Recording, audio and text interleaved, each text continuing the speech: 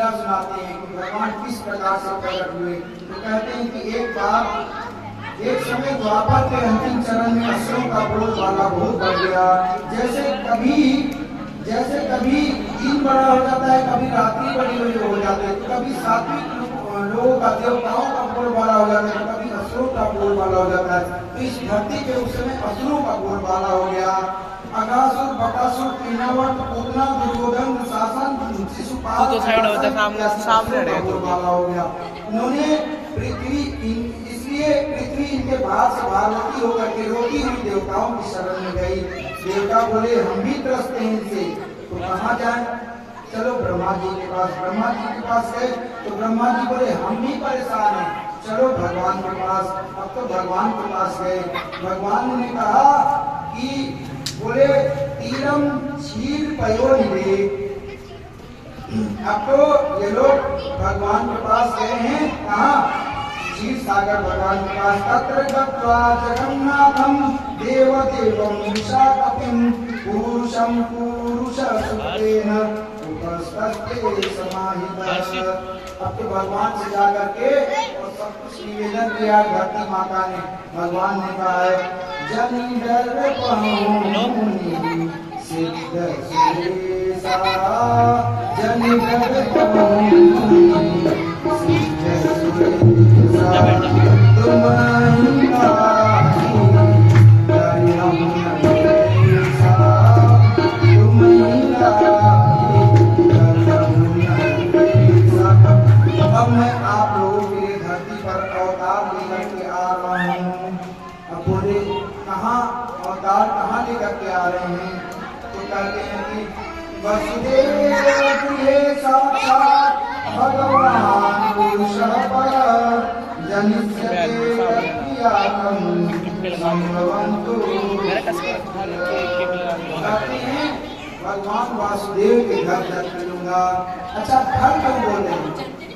जन्म तो होगा कारागार में, कंस के कारागार में, तो घर क्यों बोल रहे हैं? देखो घर जो होता है ना वो ईंट पत्थर से नहीं बनता है। घर जो होता है गृह लक्ष्मी से, गृह जो घर होता है वो गृह लक्ष्मी से बनता है। और वसुदेव जी की पत्नी देवकी जी गृह लक्ष्मी साथ में वहाँ कारागार में ही है। तो इसलिए कह रहे हैं कि वसुदेव के घर में, वसुदेव के गृह में हम जन्म लें, क्योंकि गृह लक्ष्मी वहाँ, जहाँ गृह लक्ष्मी होंगी वही घर होगा। तो इसलिए कह रहे हैं अब तो मोक्षदायिनी परम पावनी पूरी मथुरा में भगवान का नित्य निवास है, वहीं पर इनका प्राकट्य होने वाला है। महाराजा उग्रसेन बहुत ही धर्मात्मा है, पर इनका एक बेटा हो गया, उसका नाम कंस था। कंस बड़ा ही हिंसात्मक प्रवृत्ति का था। कति हिंसायाम धातु से कंस शब्द बना है। इसका मतलब ही है कि वो बड़ा दुष्ट प्रवृत्ति का, हिंसात्मक प्रवृत्ति का था। जिसकी स्वाभाविक रुचि हिंसा हो वह कंस है। मार काट लड़ाई झगड़ा जिसे बेहद पसंद हो कंस है। इतना क्रूर प्रवृत्ति का है कि एक बार तो अपने पिताजी को उठा करके जेल में पटकाया, जेल में बंद कर दिया और मथुरा की गद्दी पे जबरदस्ती अपना अधिकार कर लिया। एक बार इस कंस की दृष्टि अपने चाचा देवक महाराज जी की कन्या देवकी के ऊपर पड़ी। देवकी को देखा, देवकी इसकी बहन लगती है। देवकी को देखा, अरे देवकी तो काफी सयानी हो गई है, अब तो इसका विवाह करना चाहिए। हालांकि देवकी के कल्याण की इच्छा नहीं थी उसके मन में। उसके मन में योजना ये बन रही थी कि अब तो अकंटक राज्य मेरा हो गया है, लेकिन चारों तरफ मेरी बदनामी हो गई है। मुझे लोग दुष्ट प्रवृत्ति के समझते हैं और लोग मेरी निंदा करते हैं। तो क्यों न प्रजा में मेरी इतनी ज्यादा हाय हाय टुट्टू है, तो क्यों न मैं कुछ ऐसा करूं जिससे प्रजा में मेरी वाहवाही हो जाए, लोग मुझे भी अच्छा समझने लगे। कुछ लोग भी अपने आप को अच्छा दिखाने की कोशिश करते हैं, धर्मात्मा बनने की कोशिश करते हैं। बड़े बड़े दुष्ट लोग 2 नंबर के पैसे से बड़े बड़े यज्ञ इत्यादि आयोजन कराते हैं ताकि हमें भी लोग धर्मात्मा कहें। धार्मिक कार्यक्रम में जा करके 2-5-10 लाख रुपया देकर के घोषणा करवाते हैं, हमें भी लोग अच्छा समझे, जिन्हें धर्म से कोई मतलब नहीं। उसी तरह कंस की भावना कोई अच्छी नहीं। कंस की भावना ये है कि मुझे लोग अच्छा कहें, और यह सोच करके उसने अपने चाचा देवक महाराज की पुत्री देवकी देवकी को देख करके उनके लिए वर की तलाश किया है और इन्होंने वसुदेव जी से इनका संबंध कर दिया है। वसुदेव महाराज से इनका संबंध पक्का करके आया है। गाजे बाजे के साथ धूमधाम से बारात लेकर के वसुदेव जी पहुंचे हैं। अब तो हर्षोल्लास पूर्वक विवाह संपन्न हुआ है और कंस ने विचार किया कि देखो मुझे अपनी छवि और संवारनी है, तो क्यों ना मैं अपनी इस बहन के विवाह में रोने का धोने का नाटक करूं, ताकि लोग कहेंगे अरे तो बड़े दयालु भी, उनके अंदर बड़ा भाव भी है, दुष्ट और क्रूर प्रवृत्ति करेंगे। खूब रोने धोने का नाटक किया। बहन को देख देख करके विदाई के समय खूब रोया। लोग तो कहने लगे, प्रजा तो भ्रम में पड़ गई, अरे हम लोग तो अपने महाराज कंस को सोचते थे कि बड़े क्रूर हृदय के, लेकिन ये तो देखो कितना इनके अंदर भाव भरा हुआ है, ये तो बड़े भावात्मक हैं। इस प्रकार से प्रजा में चर्चा का विषय बन गया। हमारे महाराज इतने बोलेंगे जितना हम लोग समझते हैं। कंस ये सुनकर प्रसन्न हो रहा है और अब इसके मन में और प्रेरणा हुई कि अरे अब तो क्या है, अरे सारथी को हटा दिया विदाई के समय, रथ को मैं हाथ करके ले चलूंगा, खुद सारथी बन गया है ताकि मेरी और प्रशंसा हो।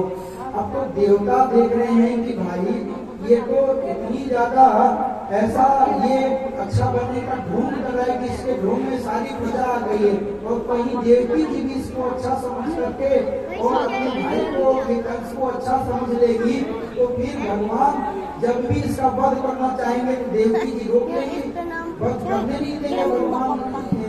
भगवान को वध करने नहीं देंगे, देवकी जी मना कर देंगी, नहीं मेरा भाई तो बहुत अच्छा है।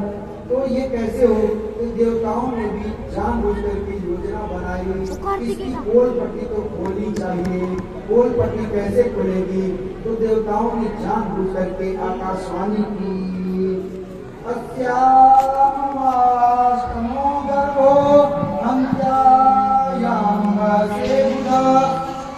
अरे मूर्ख कंस, हे अज्ञानी कंस, जिस बहन के विवाह में इतना भावुक हो रहा है और साथी बनकर के इन्हें छोड़ने के लिए जा रहा है, इसी बहन का 8वां गर्भ तेरा काल बनेगा। दुगरई अंत न होई निभाओ, काल ने राम। ये तो आ गया आकाशवाणी को सुनते ही अपने रूप रंग में आ गया, रौद्र रूप में कंस। देवता यही चाहते थे कि इसकी असलियत प्रकट हो, अब तो ये अपने रौद्र रूप में आ गया। अच्छा इसके गर्भ से इसका 8वां गर्भ मेरा काल बनेगा, अरे न रहेगा, बांस न बजेगी बांसुरी। देवकी के केसों को पकड़ लिया, घसीट करके रथ से नीचे उतारा है, अपनी तलवार निकाल ली है मारने के लिए। वसुदेव जी ने कहा कि अरे ये तो मेरी पत्नी है, मैं इसका पति हूँ, पति का कर्तव्य होता है पत्नी की रक्षा करना। तो वसुदेव जी ने इसको समझाने को प्रयास किया कि अरे ये तो तुम्हारी बहन अभी अभी नवविवाहिता है और इसको तुम अभी ही मारना चाहते हो, ये तो बड़ा धर्म है। एक तो स्त्री को नहीं मारना चाहिए, उसमें भी तुम्हारी बहन, उसमें भी नवविवाहिता, और तुम इसको मारने पे तुले हुए, अरे तुम्हारी कितनी बदनामी होगी। कंस बोला अरे मुझे ये सब न पाठ पढ़ाओ, मेरी अरे जिसका नाम होगा वही तो बदनाम होगा, अरे मेरा नाम ही नहीं, मैं तो पहले से बदनाम हूँ। अरे जब इतना दुष्टता किया है, एक दुष्टता और सही, कंस नहीं माना है।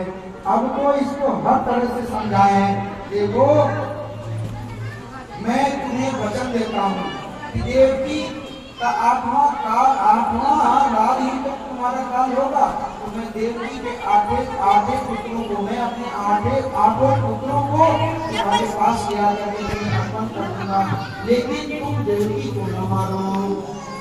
देखो समझदार व्यक्ति की यही लक्षण होता है।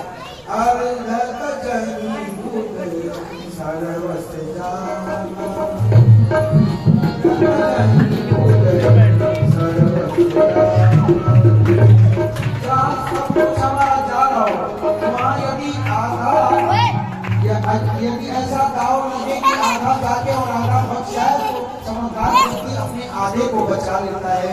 इस प्रकार किसी काम किया है और अब तक मान गया कि ठीक है, तुम्हारे 8वें पुत्र से मुझे पुत्रों से मतलब है, देवकी को मारने से मतलब नहीं, मुझे तो तुम्हारे पुत्र चाहिए। वसुदेव जी सत्य प्रतिज्ञ है, इसीलिए जो है वसुदेव जी की बात मान गया कंस, कारागार में बंद कर दिया इनको, और कारागार में बंद करने पर अब तो कारागार में बंद कर दिया है।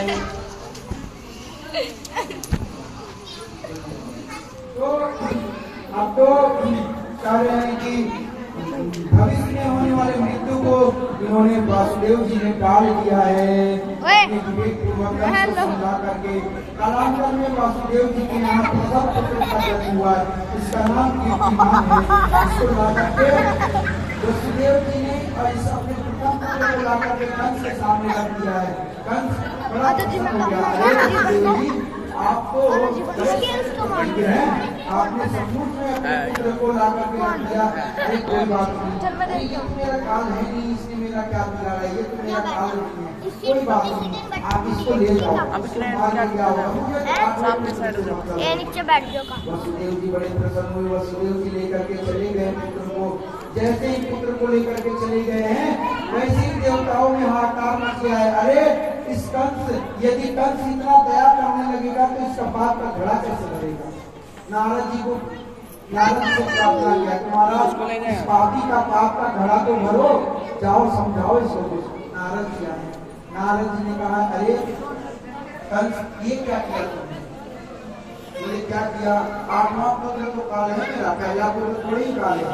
बोले देखो ये अंगुली देखो, गिनो कौन सी अंगुली, इधर से गिनो, इधर से गिना तो 10, इधर से गिना तो 20, इधर 10। बोले अब ये बताओ कि कौन सी पहली अंगुली है, कौन सी 10वीं अंगुली है।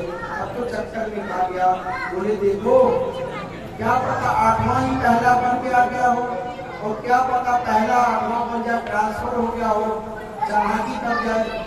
अब तो तुरंत इसका दिमाग हो गया। बोला नहीं तो फिर ऐसा मैं बदला मोल नहीं लूंगा, बस बुलाओ वसुदेव को। वसुदेव जी को बुलाया गया है और पुत्र को पकड़ करके राम से दीवार पे दे मारा है। गोविंद गाय हो गया है। तो वसुदेव जी दुखी होकर के गए। इस प्रकार से क्रमशः अपने 6 पुत्रों को लेकर के आए वसुदेव जी, 6 पुत्रों को मार दिया। अंतिम 7वें पुत्र का जब समय आया है, भगवान ने अपनी योग माया को भेजा है, जाओ और भगवान शंकर सब माता देवकी के गर्भ में आए हैं, और यदि इनका जन्म हो गया और